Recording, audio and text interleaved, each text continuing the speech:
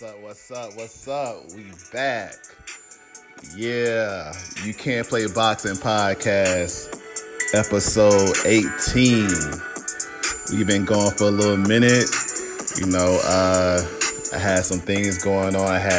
Did a quick move. I'm still in the Bay Area, but I moved to a newer spot, a more updated spot. So, God is good. Everything blessed, you know what I mean? But before we dive into what's going on in this episode, I want to do a little quick house cleaning. Let you guys know. Follow our Instagram at You Can't Play Boxing on Instagram. That's UCANTPLAYBOXING. One of the resolutions is going to be more active on Instagram and be more active with just the podcast, period. So I appreciate everybody who's been rocking with me. The listenership has remained constant and remained growing, even with the lack of episodes. So I appreciate the word of mouth. I mean, I got listeners in the United States, Britain. I got, Australia's coming in hard. I got people out in Canada is real big, Jamaica. So, we appreciate everybody who's listening to it. Listenership, we just want to give real boxing talk, that respect the fighters, that kind of give analysis. And, in 2020 and just coming up pretty soon, we're going to start having guests too. So, if you want to be on the podcast, you can email me at youcanplayboxing@gmail.com. You know what I'm saying? So, tap in, as we say.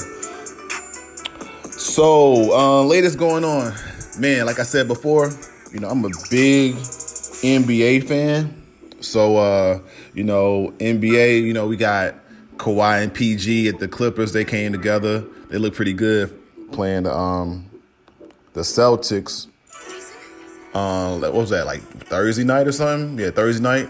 Tight game. They won. I think the Clippers going to be real tough. So, and then, of course, the Lakers, they got the best record in the league. I think they like 13-2. AD been like hitting threes out the asshole, you know what I'm saying? With AD hitting threes, you got LeBron playing how he playing. It's going to be real tight between them and the Clippers. I mean, that's going to be I hope everybody remain healthy because that's going to be a good Western Conference Finals if it lines up that way. That'd be great.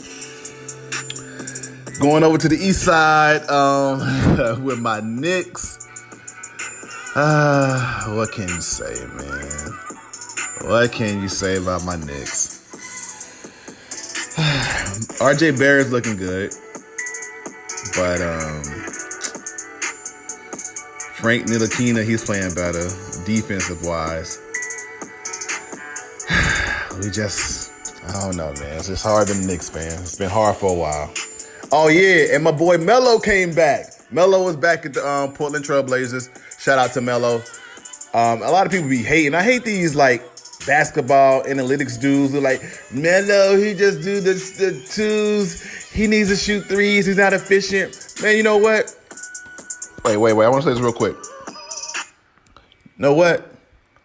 Fuck y'all. Sorry for everybody who listens, but I hate those nerdy analytical basketball people. I mean, don't get me wrong. Analytics plays a part in basketball, but if everybody just shooting 53s a game, that's not basketball, man. That's just, and these stats tell them a three is worth more than a two. Yeah, but everybody shouldn't just be chucking up threes all game. I mean, I hate that part of it. I mean, threes like I said, should play a part. Analytics should play a part. But if we doing nerd ball, that's not basketball, bro. Get with it. I'm not a fan of that. So sorry for my rant. But I'm really not a fan of that shit. Moving on to politics. I'm not going to be real big in politics, but I got to touch on it. We are going through impeachment hearings. Now, me personally, I don't think shit going to happen. I mean, I will say this about Trump, whether you're a fan of him or not. He pretty much run the country like the mob. You feel me? He's like, hey, I do what I do. Everybody else lying on me. You know what I'm saying? Trump is he like a dude who cheat And like, I don't care what they told you, they lying. They lying. Like, dude, but I see you coming out the hotel room. I got picked. Man, they lying. That person, that's a whore who said that, and that's a person who got it out for me. I was out, he's just, Trump is, man, he's hilarious. I will say that part. I don't get into politics too much, but I don't think that impeachment thing is going to go nowhere. I mean, he got his, to be truthful, it's like the country is divided, man. He got his supporters. He going to always have his 40%. There's going to be about 40% who hate him, and then there's about 20% up for grabs. So, I mean, with the internet, it's just everybody got their little squad. So, it's how it just is what it is, Speaking of internet, like I said, I have been pretty busy, man, the last couple weeks with this move and everything and getting shit settled and just traveling. And I had, death in the family and all that, shout out to my family. Yeah. So, I haven't been able to stay on top of things, but I did check out last night. I checked out the whole Dolomite movie that Eddie Murphy came out with. And, man, that was, now, number one, Dolomite, in my family, I got put on the Dolomite back in the day because I used to stay with my cousins and stuff on the weekend. And my aunt, my aunt used to have, like, the Dolomite movies. And my bigger cousin used to be playing that. And I was like, damn, Dolomite, like, Dolomite is a nigga who just be talking shit, fucking on chicks, and, like, doing slow-ass karate. You know what I'm saying? So, as a little kid, it was always something that was interesting to me because he had the action, he had the shit talking, and then he had naked women, which at his 9, 10 years old, I didn't see too much. So it was always interesting to check those films out. So I checked out the Netflix Eddie Murphy movie. And I will say, man, I enjoyed it. You know what I mean? I like how he had, a lot of the black actors in there. I like how he showed how, he had Mike Epps in there. He had my man Craig Robinson in there. He had T.I. in there. He had Snoop in there. He had the dude from Key and Peele in there. He really gave love and showed love. And Chris Rock was in there. You know what I mean? Like, it was a good plot. You know what I mean? Like, it was a better plot than most Dolomite movies were. But he showed how Dolomite had to persevere. When nobody wanted to make his movie, he had to go and put him in the theater. He had to do word of mouth, man. So it's a great movie. It kind of tells you, like, a lot of people who are on this, a lot of us, who either we got full-time entrepreneurs or we doing certain things like that. It kind of showed us, it becomes everybody before they break through, they got a dark place, you know what I mean? And you got people who not going to believe in you. And it's just about, having a team, that support system, because Dolomite had the support system. He was a down-to-earth dude. And it's about just breaking through and staying down, So I really fuck with the movie. It was a great movie. So I recommend, if you haven't seen it, check out the Dolomite Is My Name movie on Netflix. Eddie Murphy, like I said, everybody else is in it. So it's a good movie. All right. So, we got some of the house cleaning and, kind of talking about what's been going on. We got that out the way. What we're going to do, we're going to take a quick little break. When we come back, we're going to preview the Deontay Wilder versus Luis Ortiz II fight coming out of Vegas tonight. We're going to also talk about the top 10 heavyweights, and I'm going to give you my prediction. So, as I said, be cool for a second. We'll be back. You Can't Play Boxing Podcast.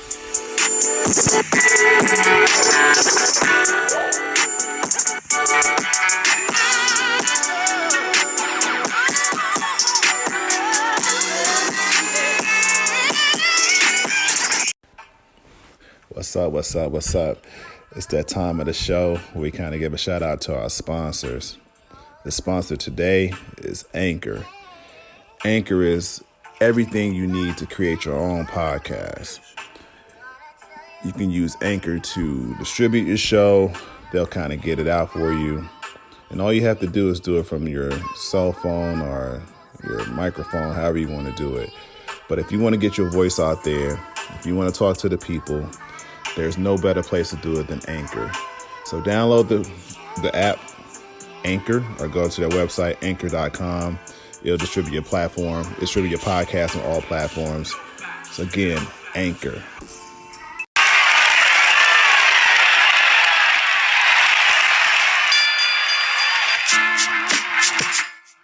What up? We back. So, got a big fight tonight. We got our dude, Deontay Wilder, fighting Luis Ortiz. Before we get into that fight, what I'm going to do, we're going to always break down the top 10 heavyweights, well, the top 10, who we got in our rankings. So for heavyweights, since we got a big heavyweight fight, let me go with the top 10 for the You Can't Play Boxing podcast. Coming in at number 10, got a dude who had two chances at title shots, but he came up short in both of them. Got my dude Alexander Povetkin, 35-2, kind of old, 40 years old, out of Russia. He my number 10 heavyweight. Coming in number 9, we got a young gunner, up and coming, Adam Kalnacki, Poland dude, fight out of Brooklyn. Kalnacki, he's 30 years old, 20-0. He may get an opportunity to fight Deontay Wilder if Deontay Wilder wins in the next few fights. I can see Kalnacki definitely getting a title shot sometime in the next year, so if he keeps winning. So keep an eye on him. Number 8, got my dude, Kubrat Pulev. Kind of boring, man. I don't really like his style, but he's only lost one time. He's up in age too. He's 38 years old. He signed with Top Rank recently, so we probably gonna see him fight Fury at some point, whether Fury wins or loses, because Top Rank don't really have a lot of heavyweights. So you'll probably see him fighting for a title coming up pretty soon. Number 7, I like this dude right here. He's a shit talker and he real. Coming out of Britain, Dillian White, only lost one time, lost to Anthony Joshua. But I like Dillian White, 31 years old. He's 26-1. I don't know if he's going to get a title shot, but I think if he keeps winning, he should get one at some point. It's a real good. We got some real good heavyweights these days. I mean, it's a solid list.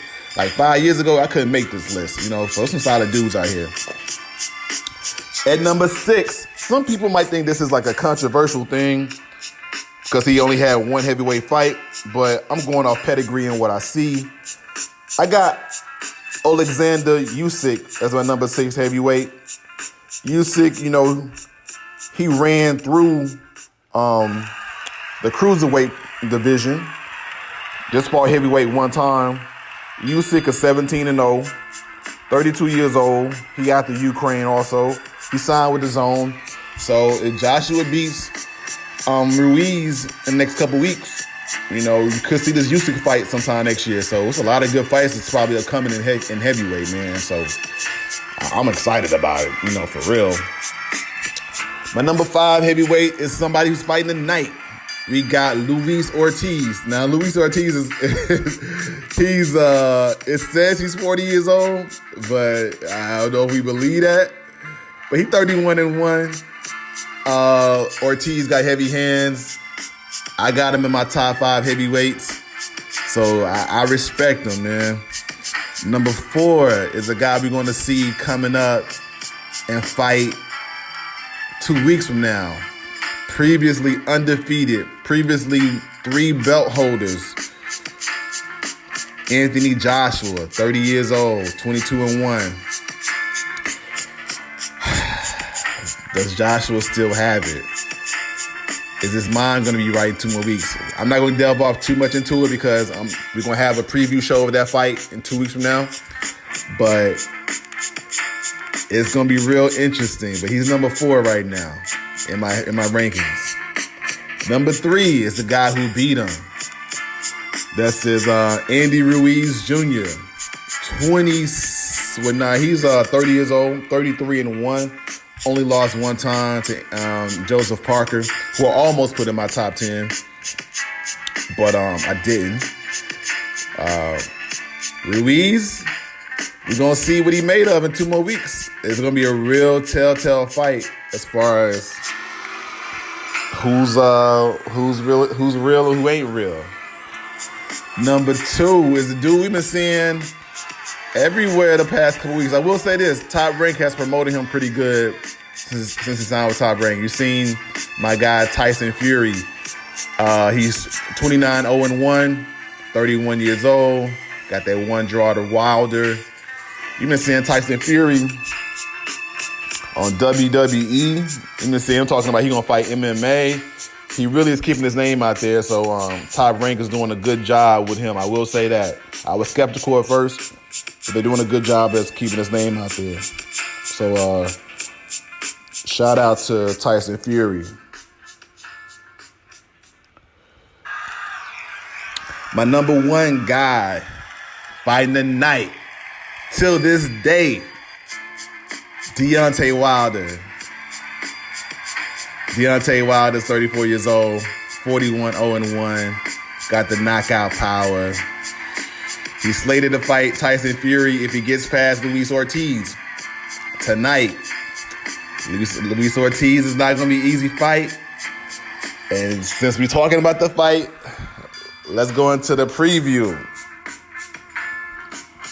As I said before, Deontay Wilder, Luis Ortiz, they fighting tonight.